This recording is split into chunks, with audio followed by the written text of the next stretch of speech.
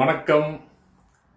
லாக்டவுனில் சிக்கி சின்னாபின்னமாகி தத்தளிக்கும் அன்பு சொந்தங்களே, நண்பர்களே, அவர்களுக்கு தான் இந்த வீடியோ அர்ப்பணம். நண்பர்கள்னு யாருன்னு கேட்குறீங்களா? பேச்சுலர்ஸு, சாப்பிட்ற கடை எதுவும் கிடைக்காம திண்டாடுற பேச்சுலர்ஸு, போஸ்ட் பேச்சுலர்ஸு, ஓடவும் முடியாமல் ஒளியவும் முடியாமல் வீட்டுக்குள்ளே சுற்றி சுற்றி வர நம்ம குடும்ப தலைவர். லாக்டவுன் நேரத்தில் ஒரு கிச்சனுக்குள்ளே பூந்து திறமையை காட்டி நம்மளும் வந்து புதுவிதமான ஒரு பதார்த்தத்தை பண்ணி வீட்டில் இருக்கவங்கள சந்தோஷப்படுத்தலாம் அப்படிங்கிற ஐடியாவில் ஒன்று இறங்கியிருக்கேன் நான். இதை நீங்கள் பாருங்கள், இதே மாதிரி நீங்களும் செய்யுங்க, செஞ்சு உங்கள் வீட்டில் இருக்கவங்களுக்கு குஷிப்படுத்துங்க. போலாமா? இன்னைக்கு நம்ம ட்ரை பண்ண போகிற ஐட்டம் வந்து புதுக்கோட்டை முட்டை மாஸ்.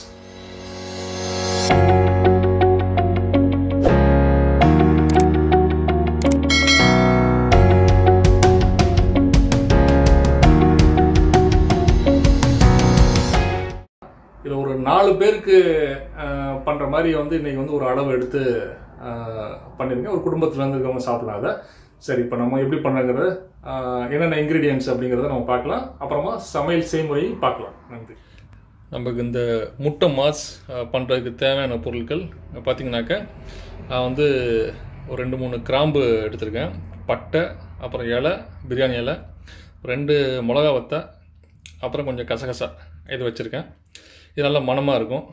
அதுக்கடுத்து பார்த்திங்கனாக்கா மசாலா ஐட்டங்கள், இது வீட்டில் செஞ்ச மசாலா, அப்புறம் வந்து கொஞ்சம் உரப்புக்கு வந்து மிளகாத்தூள், அப்புறம் மல்லித்தூள், மஞ்சத்தூள், தேவையான அளவு உப்பு, அதுக்கப்புறம் கொஞ்சோண்டு கரம் மசாலா பவுடர் நான் வச்சுருக்கேன் நான். அது கொஞ்சம் வந்து மணத்துக்காகவும் சுவைக்காக வேண்டியது. அப்புறம் பார்த்திங்கனாக்கா ஒரு வெங்காயம், ஒரு வெங்காயத்தை வந்து இந்த மாதிரி நீல வாக்கில் கட் பண்ணி வச்சுருக்கேன். இது ரொம்ப சின்ன சின்ன கட் பண்ணக்கூடாது, இந்த மாதிரி நீல வாக்கில் கட் பண்ணால் நல்லாயிருக்கும். அப்புறம் பார்த்திங்கன்னா ஒரு தக்காளி எடுத்திருக்கேன், ஒரு தக்காளி, அதோட கொஞ்சோண்டு வந்து அந்த கிரேவி சென்ஸுக்காண்டி ஒரு உருளைக்கிழங்கு வந்து பொடி பொடியாக நறுக்கி வச்சுருக்கேன். அப்புறம் பார்த்திங்கனாக்கா நம்மளுடைய முட்டை, அந்த முட்டை வந்து ஒரு 4 முட்டை நான் வந்து வேக வச்சு அது வந்து இந்த மாதிரி வட்டமாக வெட்டி வச்சுருக்கேன். ஸோ இந்த புதுக்கோட்டை முட்டை மசால் அப்படின்னாக்க அதோடய ஸ்பெஷாலிட்டி வந்து இந்த மாதிரி வட்டமாக வெட்டுறது தான். அது இப்போ எப்படி செய்யலாம் அப்படிங்கிறத நம்ம வந்து பார்க்கலாம்.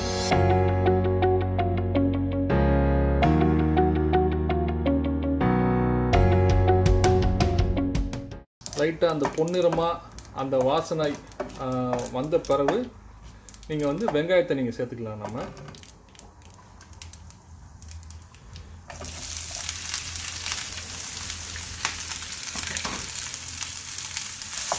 எப்பயுமே வந்து நம்ம என்ன பண்ணணும்னாக்க மீடியமான சூட்டில் தான் நம்ம எப்பயுமே நம்ம வந்து இதெல்லாம் வந்து வேக வைக்கணும். இல்லாட்டி டக்குன்னு வந்து கறிவிடும் நமக்கு. இந்த வெங்காயம் வதக்குறதுக்கு ஒரு டிப்ஸ் என்னன்னாக்கா, அதோட நம்ம வந்து உப்பை வந்து சேர்த்துக்கலாம். ஸோ சீக்கிரமாக வந்து வெங்காயம் வந்து வதங்குவது. ட்ரை பண்ணி பாருங்கள் நீங்கள். ஓகே, இப்போ வெங்காயம் மூடி வச்சுருக்கேன் நான். பாருங்கள், நல்லா வந்து ஒரு பொன்னிறமாக ஏறத்தால் வந்து அது வந்து நல்லா சுருண்டு நல்லா வதங்கிடுச்சுது. இப்போ அடுத்து வந்து நம்ம வந்து நம்மளுடைய மசாலா, நம்ம கூட்டி வச்சுருக்க மசாலாவை நம்ம சேர்த்துக்கலாம். நம்ம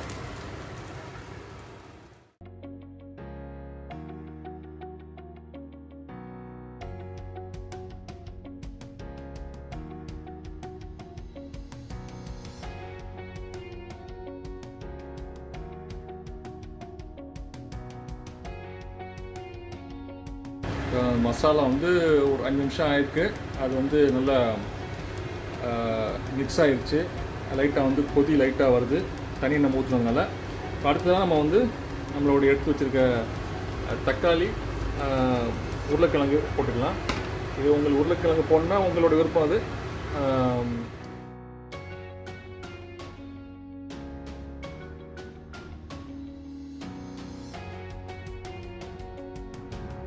சரிங்க, இப்போ திறந்து பார்க்கலாம். ஆகா, அருமையாக இருக்குது. நான் போட்ட மசாலா கிரேவி ஆகி நல்ல பதத்தோடு இருக்குது. இப்போ நம்ம வந்து முட்டையை வந்து நம்ம வெட்டி வச்சு ரவுண்டாக வெட்டி வச்சுருக்க முட்டையை உள்ளே போடலாம். இப்படி வெட்டி வச்சா தான் இது பேர் புதுக்கோட்டை முட்டை மாசு. இல்லாட்டி சாதா முட்டை மாஸ் தான். அது ஞாபகம் வச்சுக்கோங்க.